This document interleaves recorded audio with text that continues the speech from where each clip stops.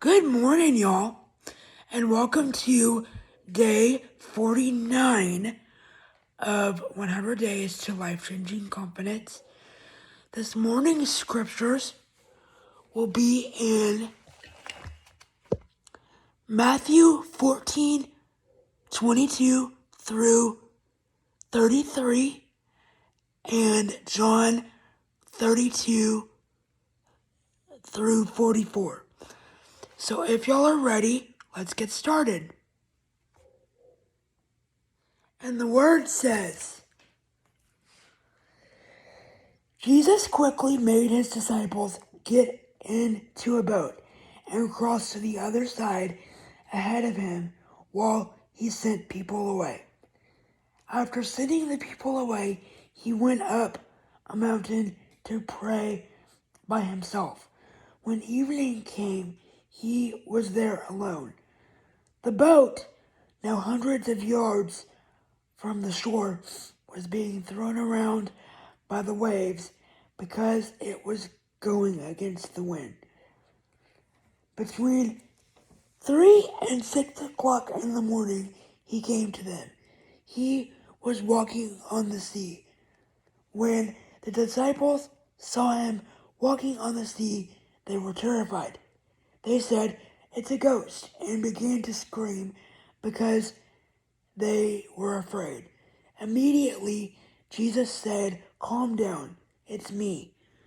Don't be afraid." Peter answered, "Lord, if it is you, order me to come to you on the water." Jesus said, "Come." So Peter got out of the boat and walked on the water toward Jesus. But when he noticed how strong the wind was, he became afraid and started to sink. He shouted, "Lord, save me." Immediately Jesus reached out, caught a hold of him, and said, "You have so little faith. Why did you doubt?" When they got into the boat, the wind stopped blowing.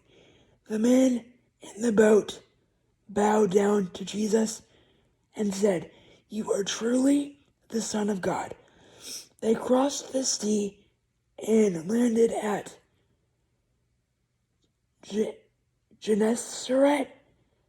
The man there recognized Jesus and sent messengers all around the countryside.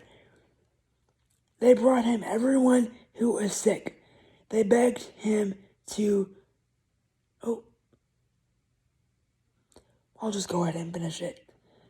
They begged him to let him touch just the edge of his clothes. Everyone who touched his clothes was made well.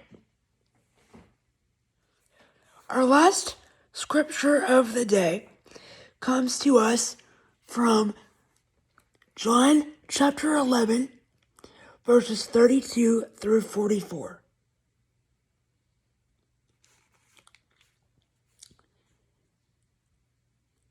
When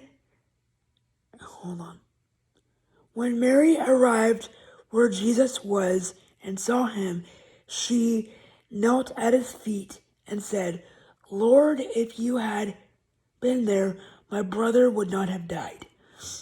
When Jesus saw her crying and the Jews who were crying with her, he was so deeply moved and troubled. So Jesus asked, "Where did you put Lazarus?" They answered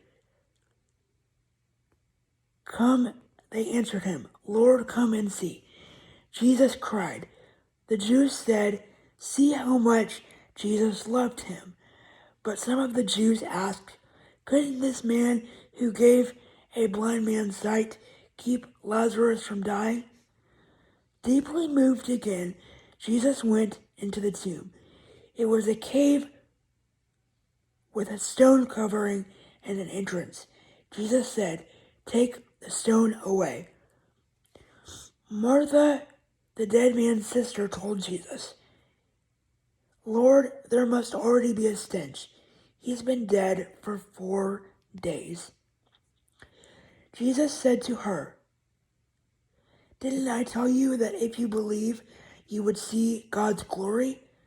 So the stone was moved away from the entrance of the tomb. Jesus looked up and said, Father, I thank you for hearing me, for I've known that you always hear me. However, I've said this so that the crowd standing around me will believe that you sent me. After Jesus said this, he shouted as loudly as he could, Lazarus, come out. The dead man came out. Strips of cloth were wound around his feet, and his face was wrapped up with a handkerchief. Jesus told them, Free Lazarus and let him go.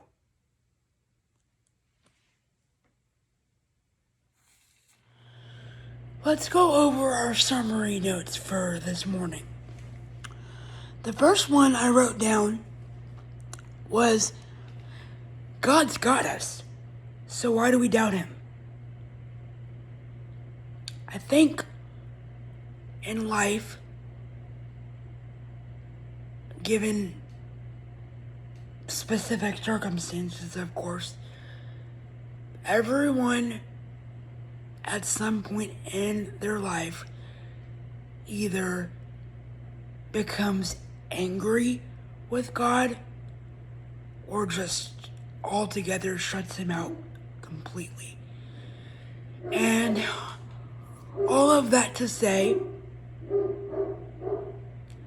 I'll be the first one to tell you I've done it. One couple prime examples. I'm not going to go too deep into either, but I'll just name two right off the bat. Number one, when my mom was bit by a snake a couple years ago, she got really sick, and thankfully we were able to get the antivenom in time, but had we not moved quickly, that could have ended up a very different situation. Example number two, which I won't go into because it'll make some people sad, so we'll just leave it at the first example.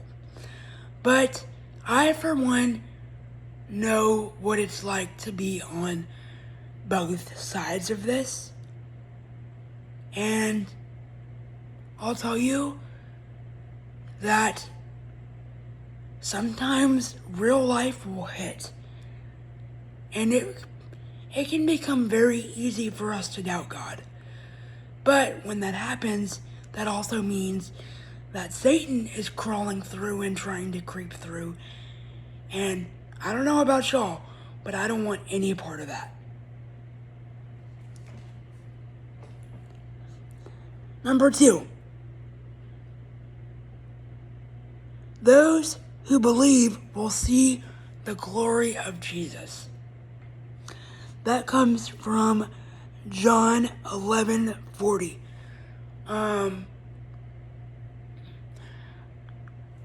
This is a smaller scale story, but a couple months ago, we were sitting in church before as communion was getting ready to be blessed and served, and one of the songs that popped up was actually a song from my Acts playlist. I believe it was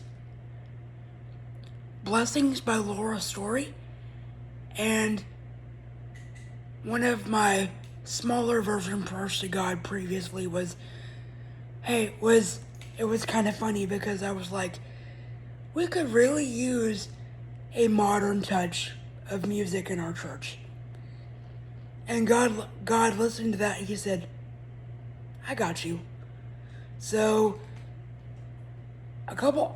that Sunday, I of course had forgotten about that.